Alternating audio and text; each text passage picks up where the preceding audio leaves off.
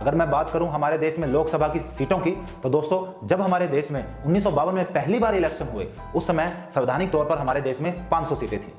लेकिन जो 17वीं लोकसभा के इलेक्शन हुए थे, जो अभी सरकार चल रही है, जिसके प्राइम मिनिस्टर हमारे नरेंद्र मोदी जी हैं, उसमें संवैधानिक तौर पर हमारी लोकसभा की 552 सीटें थी। और दोस्तों इन 552 सीटों में से 2 सीटें जो एंग्लो इंडियन समुदाय की होती थी, जिसे राष्ट्रपति द्वारा मनोनीत किया जाता था, उसे 104 संविधान संशोधन अधिनियम द्वारा 2020 में समाप्त कर दिया गया है। अब जो इलेक्शन 18वीं लोकसभा के होने हैं 2024 के अंदर, उस समय हमारे पास लोकसभा की संवैधानिक तौर पर 550 सीटें हैं और 550 सीटों में से 543 सीटों पर हमारे देश की राष्ट्रीय पार्टी अपने उम्मीदवारों को उतारती हैं और इलेक्शन लड़ती है। और उनमें से 524 सीटें राज्य के लिए और 19 सीटें केंद्र शासित प्रदेश के लिए निर्धारित की गई है। दोस्तों अब हम बात करते हैं हमारे देश में आरक्षित सीटों की। हमारे देश में 131 सीटें आरक्षित हैं, उसमें से 84 सीटें अनुसूचित जाति